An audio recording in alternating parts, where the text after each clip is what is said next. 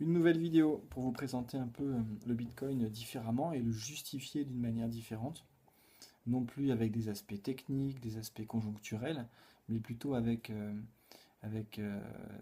des choses fondamentales, comme le fait que le Bitcoin utilise le nombre comme arme et que c'est quelque chose que nous faisons tous au quotidien, tout le temps. En effet, le fondamental du Bitcoin, c'est la décentralisation. Donc, l'autorité n'est plus un organe central, mais quelque chose qui a été explosé en une multitude de petits organes disséminés, formant un maillage, et c'est ce maillage-là qui représente l'autorité, par le nombre. Alors, le nombre, ça a beaucoup de vertus, on s'en sert tout le temps. Lorsqu'on veut faire une moyenne, par exemple, on utilise un maximum d'expressions euh, pour pouvoir créer quelque chose de pertinent. Lorsqu'on fait un sondage, il nous faut un maximum de votes.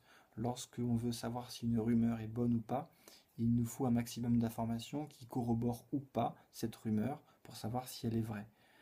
La, la multitude d'informations crée quelque chose de plus pertinent que l'information seule et donnée par une seule source. Voilà, ça paraît logique, mais c'est un des fondamentaux de Bitcoin. Parce que seul, on va plus vite, mais ensemble, à plein, on va beaucoup plus loin. Et c'est ça un peu la démarche de Bitcoin. Euh, la puissance de la multitude peut s'observer avec des choses très rigolotes comme la comptine. J'ai descendu dans mon jardin pour y cueillir du romarin, ou si le loup y était, il nous mangerait. Toutes ces anomalies de langage nous ont été imprégnées et sont rentrées par la puissance de la multiplicité des informations. Puisqu'on a répété ces comptines depuis des dizaines de générations, et que elles sont inscrites dans l'esprit des gens, et que on ne peut pas combattre quelque chose qui est inscrit dans des millions de personnes. C'est impossible. Plus les choses sont subdivisées, et moins elles sont attaquables. Et c'est encore un des principes même de la sécurité du Bitcoin. Euh, la multitude, c'est bien. La singularité, c'est pas bien. Le passage, par exemple, du monothéisme enfin, du polythéisme au monothéisme, on a perdu en liberté. Le polythéisme était une forme de religion qui donnait beaucoup de liberté aux individus, puisque si on n'était pas content d'une divinité, on pouvait reporter notre croyance envers une autre divinité. Et tout ça, c'était beaucoup de liberté en fait.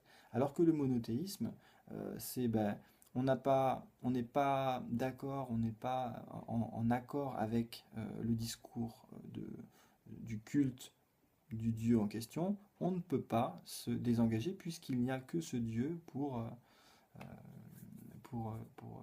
dire, pour accueillir notre culte. Donc, on n'a pas de liberté. L'unité est beaucoup moins intéressante que la multitude. Lorsque Machiavel, au XVe siècle, dit qu'il faut diviser pour mieux régner, là encore, il nous montre que par le nombre, on a de la liberté, et que ça, il faut absolument la retirer au peuple. Alors lui, il dit pas qu'il faut diviser dans l'espace. Souvent, on fait l'amalgame. Diviser pour mieux régner, c'est pas dans l'espace, c'est rendre étanche et diviser les communications entre les individus. Euh, Plus il y a de communication, plus il y a de liberté. Et Internet, c'est justement ça. Internet, c'est l'accélération, c'est la multitude de communications entre les individus qui donne ce nouveau pouvoir et cette nouvelle manière de concevoir la société. Et cette manière de concevoir la société par la multitude, c'est quelque chose qui s'impose à nous. On le fait d'ailleurs au quotidien. Lorsque on va voir une multitude de divertissements sur YouTube, par exemple, on est à l'opposé de ce qu'on avait avant, c'est-à-dire une seule chaîne d'information, une maison de disques qui nous abreuve en divertissement. Voilà, ça, on a préféré largement la multitude des productions individuelles qu'il y a sur YouTube. Même en termes de sécurité, on peut imaginer que si chacun surveille un petit peu un bout de son quartier, on a beaucoup plus de liberté et on n'a pas besoin de faire appel à un organe de contrôle comme la police par exemple. Le communautarisme, c'est quelque chose qui vise à- à passer de la multitude des avis à un avis unique. Et là encore, on perd en liberté, puisque le communautarisme mène à la guerre, mène à une forme de lutte contre les personnes qui ne pensent pas comme vous. Et lorsqu'on réduit quelque chose de multiple à quelque chose d'unique, on perd en liberté. Voilà. C'est ça que j'essaie un peu de vous expliquer, c'est que le Bitcoin, par la multitude, nous redonne de la liberté et nous éloigne du commandement central, de l'autorité centrale. Voilà, on est déjà à 5 minutes 45, je ne peux pas aller plus loin pour cette vidéo, mais j'espère que vous avez saisi un peu l'essence de ce que j'essaie de transmettre comme information, et que le Bitcoin, c'est pas quelque chose d'éphémère, c'est quelque chose qui répond à une vraie demande, et surtout à un vrai mécanisme qu'offre Internet aux individus.